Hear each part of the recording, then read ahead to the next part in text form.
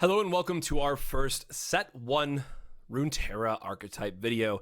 And if you missed the previous video I had highlighting this, just as a recap, this is meant to be more of a look back in terms of Set 1, what happened, what key themes came out of it, and really just showcase cards that have worked well together and really the core identity of the deck. So for example, Spell, Heimer, Spell, Lux, a lot of these decks have popped around with Karina, but things like Mage Seeker and Swiftwing Lancer are going to be more of kind of your meta calls, and it doesn't really fit the bill, but overall, depending on how your meta shapes, this will still exist. Now, it might be tier 1 in one meta, tier 2 in another, but I really wanted to highlight some of these as just kind of a cool way to, as we get set 2 or set 3, we can go back and say, hey, I really liked how this one deck played. What are the key spells that I need for it? What's going to be important? How does it win? How does it function? And then include a sample game of each. So that's kind of an overview of what this series is going to be and what we have to look forward to until set 2. But without further ado, let's just get into it. So overall, this is a very spell-heavy focused list, as you can see, focusing around Heimer and Lux because both are going to provide value for us when we play these spells.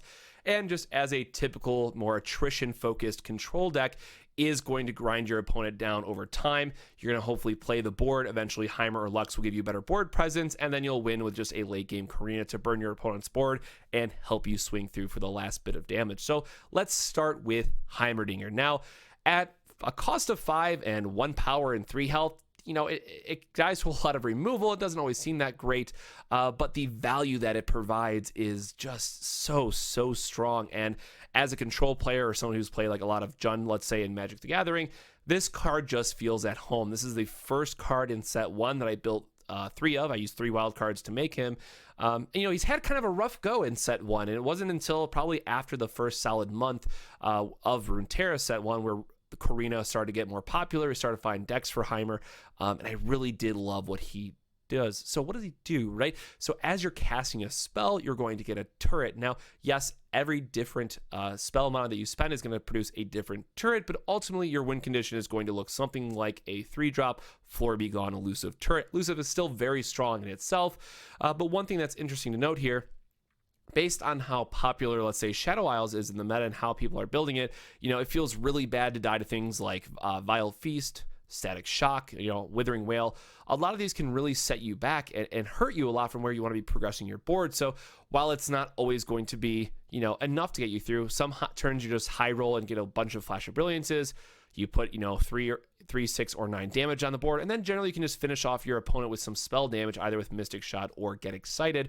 So keep in mind, you don't have to, deal combat 20 damage. There's other ways you can really get in that last little bit you need, but generally connecting 2 or 3 times with a couple of Floor Be Gones should win the game for you. And sometimes it's just nice to have as a blocker against other elusive decks that, maybe you're running light on removal and you just need to have a 3 attack is very strong in this game. It's kind of a good turning point on 3 versus 4 attack. But you're not always casting 3 cost spells. We have Succession and we have Get Excited. Some of the other turrets that you're going to be winning with in this deck is going to be the Apex turret, Stormlobber, and T-Hex, which T-Hex is only going to come off Progress Day, which is your draw card engine, and it's very good. But generally speaking, an 8/8, if you're in a board state where you have, let's say, Heimer on board, and maybe let's really be happy about you have Heimer and Lux on the board, and you cast a Progress Day, well, you're probably winning, and it feels great. You get to have all these cards in your hand. But Static Shock is going to give you the Apex turret, and then Remembrance and Unlicensed is going to give you the Stormlobber, which is a little bit more difficult to pull off considering you want to be playing those 6-cost spells a little bit earlier in the game. We'll talk about that in a little bit, but just in terms of what some of the other turrets that you're going to be seeing, this gives you a good idea of it. Again, you want to be able to cast 12 power on the board because that's going to level up Heimer. And then what it does is as you're casting spells beyond that, all your turrets are going to get +1/+1. So as I previously mentioned, it gets around, Withering Wail and that type of stuff. They won't die to those anymore. Now they might die to double Withering Wail, right? That's still a possibility, but you're feeling much more confident in your attacks. Now that said, most of the time, or at least the games that I've played with this, if you get Heimerdinger to level up, in those matchups, you're probably winning already because that means you've been able to keep Heimer on the board, get enough of card advantage off of it, and really start to grind down your opponent.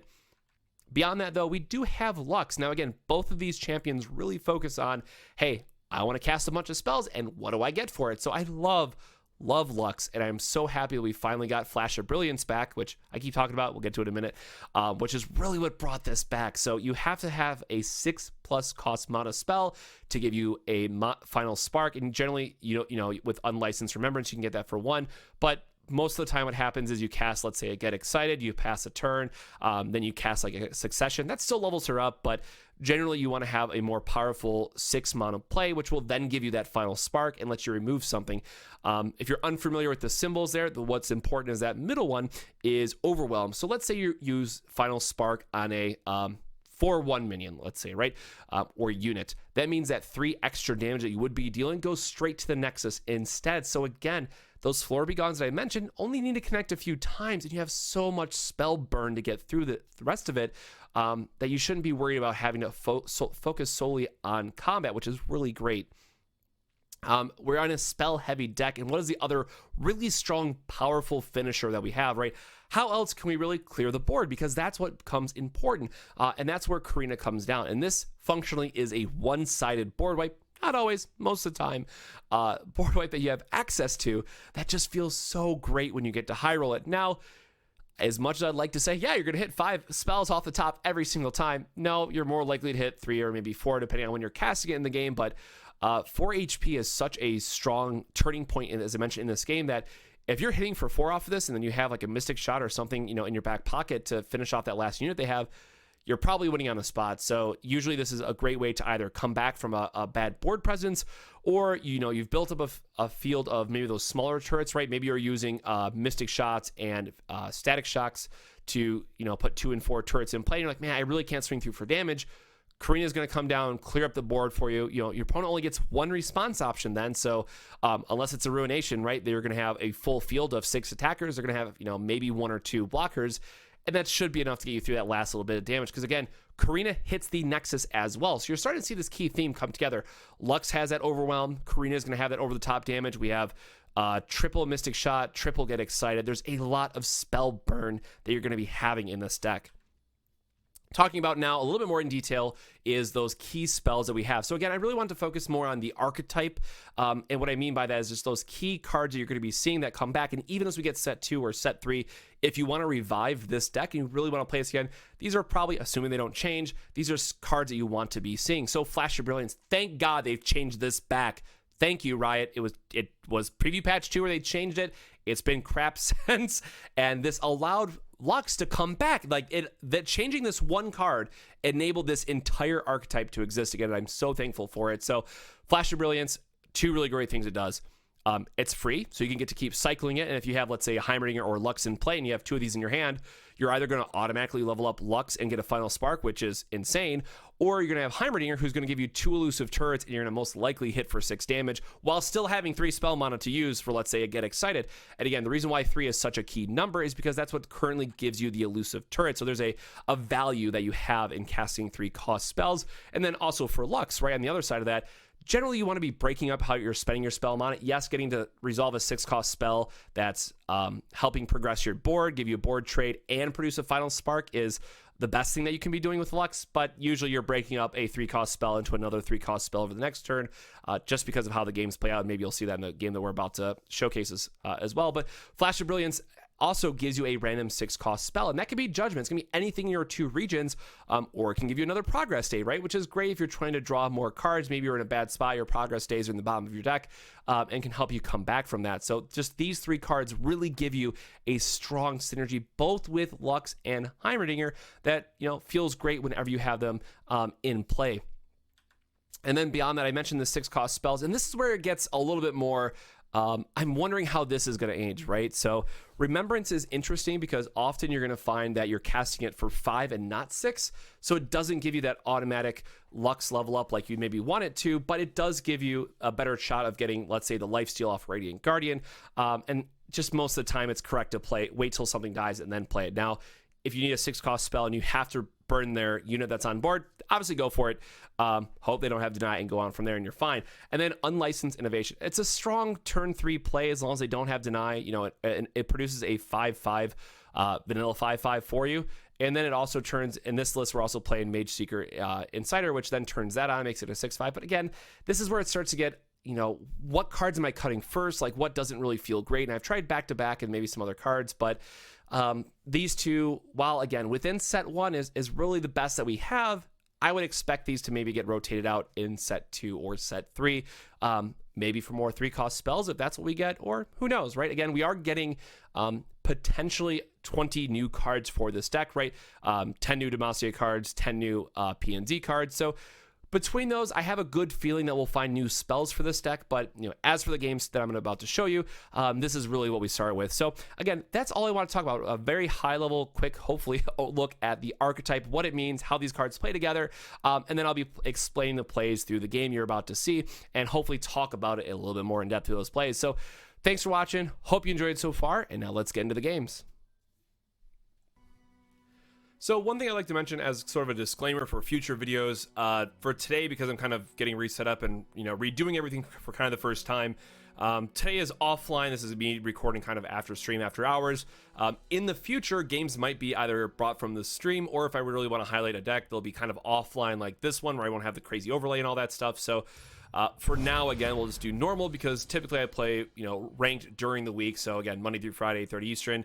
But for now, I'm really just trying to showcase the deck itself and show some of the different lines that it's going to have. So really, it's going to be more of kind of a talk through point, which I still do on stream, but you know, I want to make sure that I'm still doing it a good job offline as well. So we have a Fiora Ash list, which means typically our Heimer is going to be a bit weaker because it just dies to a standard Fiora, and then some other 6-cost spells we don't really need to see these higher end as an opener. And then Succession's interesting because for the same reason it dies to a Heimerdinger, but this can help give us either an early blocker if we need it, or is just a good way to enable Lux 2 turns after another. So we're really looking for more removal.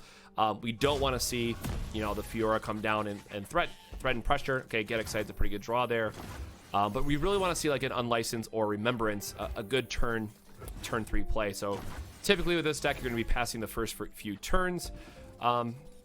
And then looks like we do have the Succession play here, which is, you know, typically not the best, but it does get us a unit on the board. Maybe they're trying to play a Fiora in reaction. So we could play this, but what would be bad is because they have the attack token, we play this, they drop Fiora, and then we'd have to waste the Get Excited on it. I don't necessarily want to do that, so I'll just pressure them so they don't really get to play anything. And, you know, we're fine going to the long game. That's where we want to be. So, you know, it's going to be a little bit of a maybe uninteresting back and forth action that we're going to have. Now, this is interesting.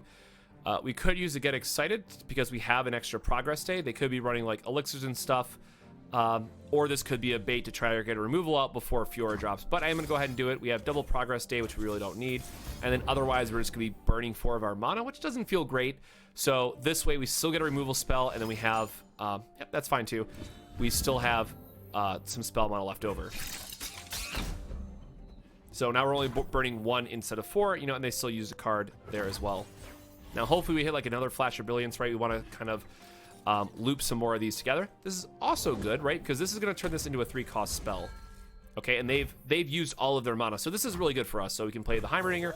Going to take a lot of damage. That's going to hurt. But, you know, we can come back from it. So we're going to play Flash of Brilliance, which is going to give us our elusive, right? And then we also have this Thermo Beam now because they don't have anything, and it becomes a 3-mana spell. So this is going to give us another elusive turret, which, as I mentioned in the first half of this video, is exactly where you want to be. Now, again, we're at 10, they're at 20, but generally this is a deck that you have to be very comfortable with going, you know, 5 or less life a lot of the time, since we don't reliably have any life gain.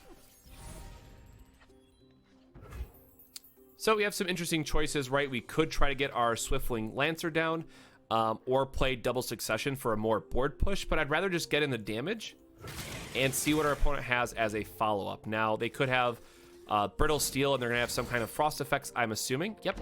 So we didn't want them to get like our Succession off of it for value, right? Now, in this case, we might be able to play the Lux and do double Succession, or we might just pass and try to use the barrier in a more beneficial way.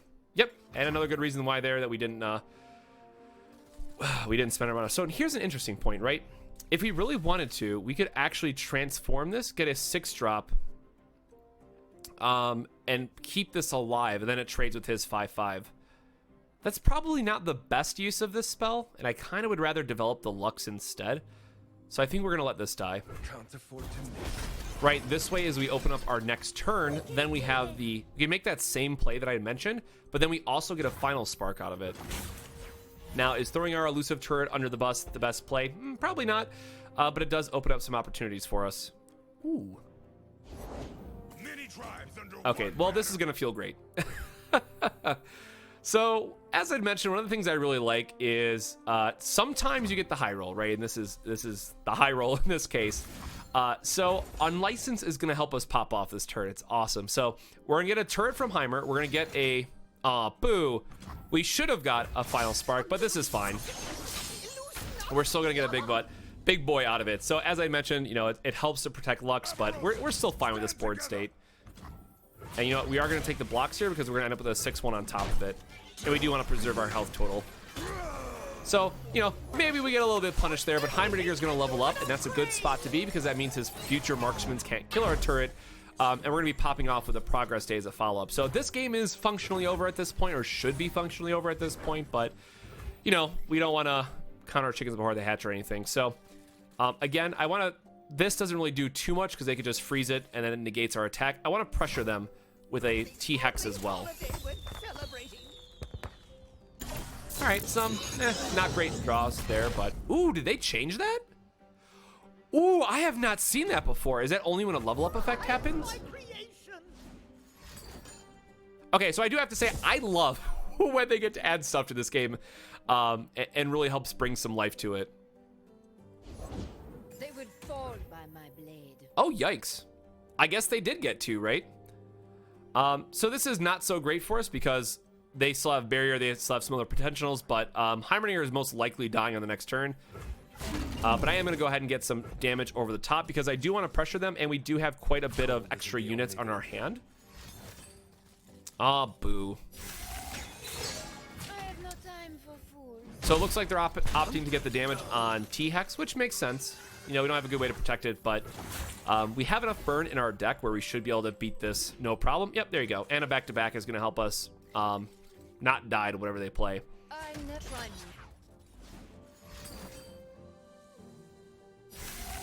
Interesting.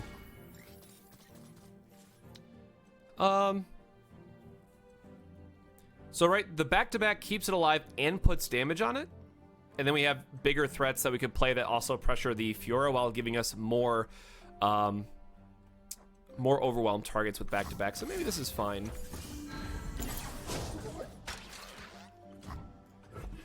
Right, we do want to kind of chip away their life because we're going to have an overwhelmed target anyways. Okay, so now they're going to go for their barrier, cycler back in, and get a level up. That's fair. Unfortunately, somehow in our 6 removal deck, we don't have the answer here, but that's the first one that they destroyed, so I'm not terribly worried about it. And again, we have some pretty big units that we're going to start threatening their board with. Here's also an interesting point, right? We could play this to get another elusive turret, or we could just play a big unit, but now that they have a sentry, puts us in kind of an awkward spot, but I think we're going to want to challenge them with the Lancer anyway, so this gets us in more damage. And again, they have 1 card, they've used a lot of barriers, they've used a lot of frost effects at this time, so going wide, I think, here just gets us the best opportunity for damage going forward. It's a little awkward because we can't open swing per se, we want to make sure we get the value out of this to pull the Fiora.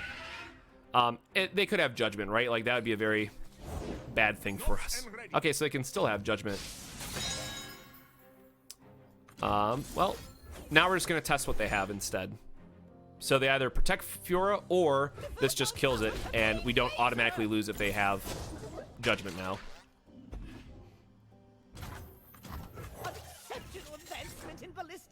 And again, we still have... let's say this is Judgment, right? We still have an elusive back. That's honestly not even that bad for us. Where's this guy? Because we still have a way to refill our hand. So we want to threaten lethal. They can block here. They still take overwhelm. If they have Judgment, they have Judgment. And, that's just how it is. Yep, that's fine. And that's what I love about this deck, right? In a lot of other scenarios, you might be looking at this like, oh no, we're dead. We just lost our entire board. But very quickly, you're going to find out we're going to be able to refill it no problem. Now, the Hearth Guards that they played does make it a little bit scary because now our Get Excited doesn't do a lot of work for us, and this does force us to get some blocks. But Otherwise, I think it's going to be okay. And the reason why I'm doing this is because I don't want them to have like a back-to-back and we just instantly die to it, right? Or I guess we don't have to block with this. Because that's, what, 6 damage? Yeah. So if we don't block, right, they have a back-to-back and it just hurts us. So I guess we block this way because it's 1 more damage. And we have a free discard spell. So we do it this way.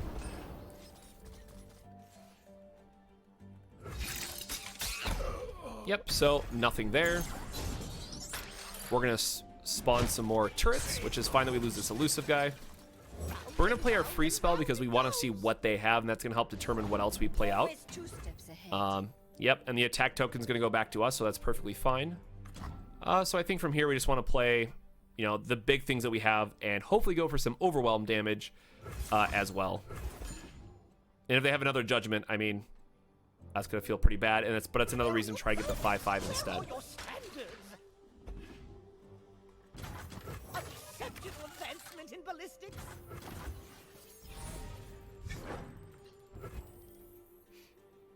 Actually, oh, so this is where it gets a little bit awkward, right? I guess we could have done double succession into elusive turrets, and we could have potentially have just won that way. But that said, really wish we had some kind of follow-up to this, right, where we could have a little bit more. So I'm going to try to get them to play something else, and then we have the Hex Tech to survive another judgment, which means I'm going to use Hex Tech like to change this 4/2 into a 6/5 in case they do have judgment plus something. All right, well, that's a little unfortunate. So still holding up judgment mana, but right, this still pressures this board. Or do they have to block with both? If it's a fight they want.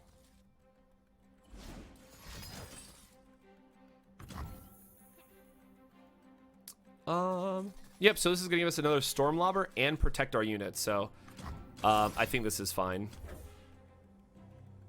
I guess the 6/5, right, is technically better. And again, because we have the Heimerdinger, we're gonna get another turret off of this.